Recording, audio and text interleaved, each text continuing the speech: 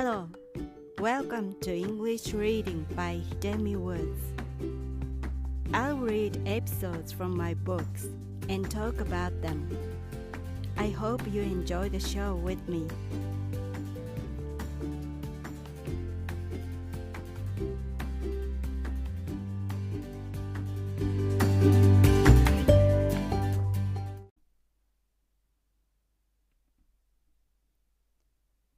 Hi, I'm your host, Hidemi Woods. I'm gonna read an episode from the book I wrote that is titled An Old Tree in Kyoto. Today's episode is called A Test of Courage. It's about an annual event of my hometown in my childhood.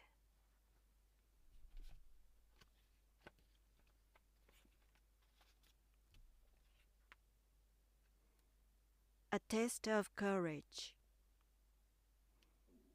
In my hometown, there used to be a night for a test of courage for kids in summer when I was a child.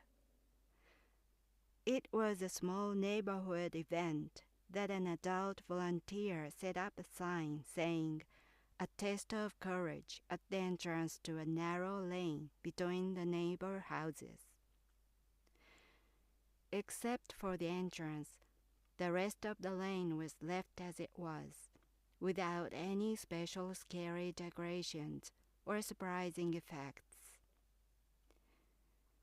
Enough nature still remained in my neighborhood back then, though, and the ditch, bushes, and shrubs along the lane had sufficient effects in darkness to scare kids.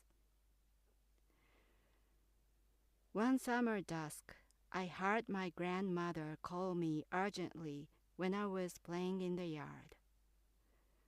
She grabbed me and ran into the house, escaping from something. It was a ball of fire drifting above us. That was the first time I'd ever seen a will-o'-the-wisp, and I haven't seen one since. But to my family, seeing a will-o'-the-wisp wasn't so rare. My grandmother once saw it perch on a side mirror of a parked car in front of our house. Scientifically, it's said that a will-o'-the-wisp is some phosphorus-related phenomenon. Near our house, there was a graveyard where we had buried the deceased from generation to generation, which is now banned by law requiring cremation, and we believed it had to do with the will-o'-the-wisp.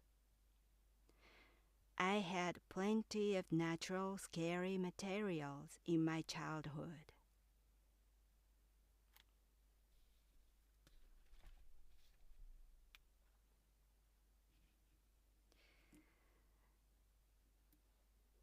Back then, when I was a child, around my house were all fields or rice paddies or woods and shrubs.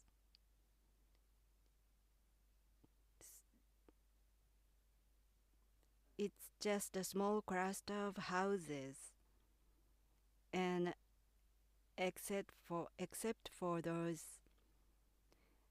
houses, the rest of the town was all nature. I was surrounded by a bounty of nature. And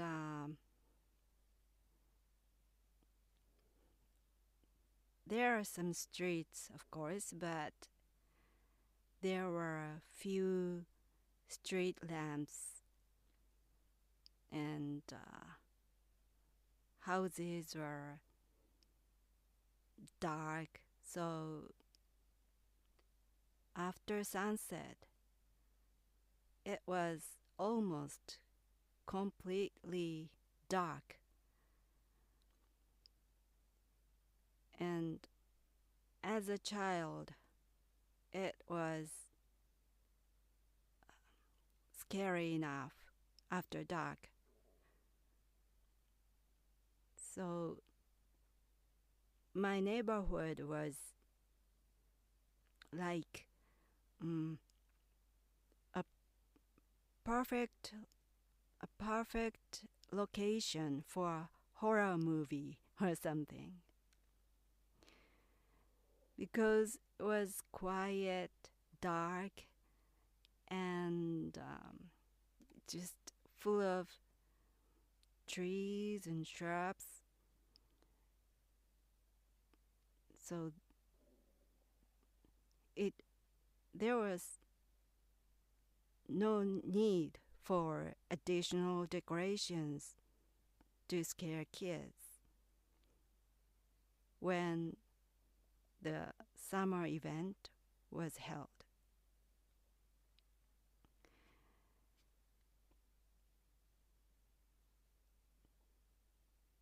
In that plenty of nature, it felt like human beings were so small and powerless, because nature was so powerful and huge, and it's dominant over humans.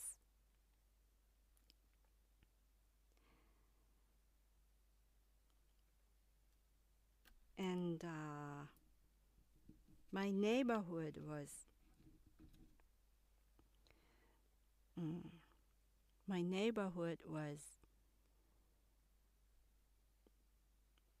like a Halloween town all year round, so to speak. And the inexplicable happened all the time, almost all the time, such as will-o'-the-wisps or fox appeared. As I talked about before here, fox, not physically, but spiritually appeared to tease people, to deceive or make fun of people. So adults around me were talking about foxes or will-o'-the-wisps or anything inexplicable all the time, as if they were truly there. They truly existed, because they actually experienced strange things by themselves or saw them for themselves. So they believed those weird, odd, inexplicable things. And as a child, I heard those tales or experiences all the time. So naturally, I believed it too. And sometimes after I grew up,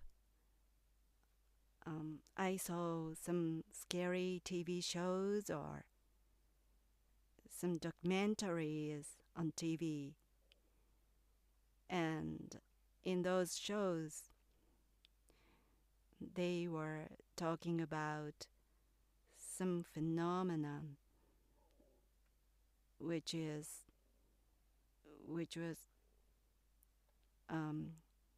are hard to explain, hard to believe its existence or something.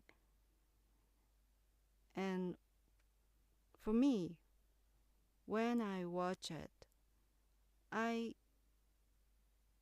don't feel it so strange, because it could happen in my hometown easily. I feel. So it's not so strange to me because of my childhood experiences.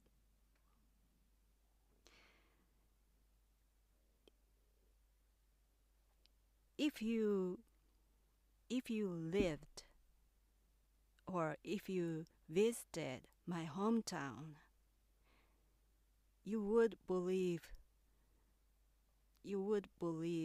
those strange things easily too, I bet.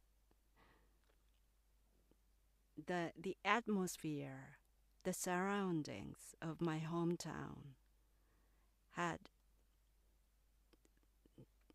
that kind of effect on you to believe the inexplicable easily. If you took one glimpse of my hometown, you would be convinced those things would happen here.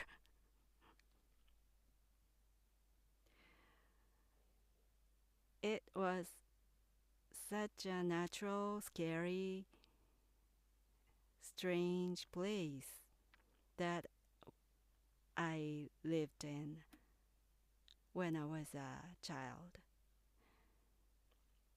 But I don't know if it remains like that still now, because I haven't visited there for years.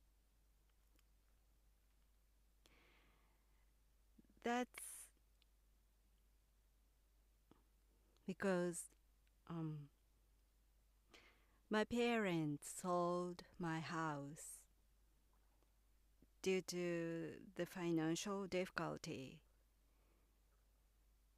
They had to sell the house, the land that they had inherited from the ancestors.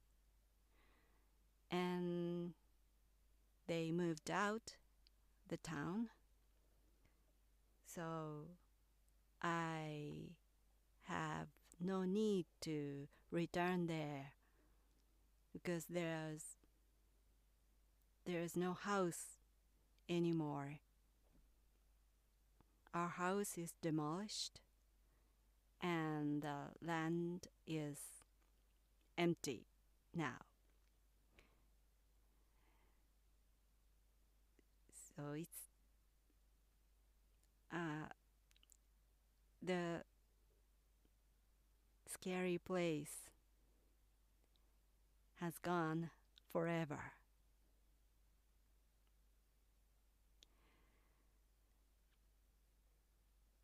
Well, that's all for today. Thanks for listening. I'm Hidemi Woods. I hope you join me again soon. Take care and be well.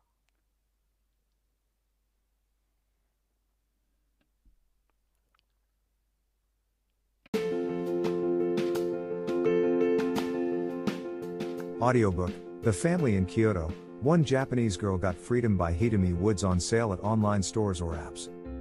Apple Books, Google Play, Audible, 43 available distributors in total.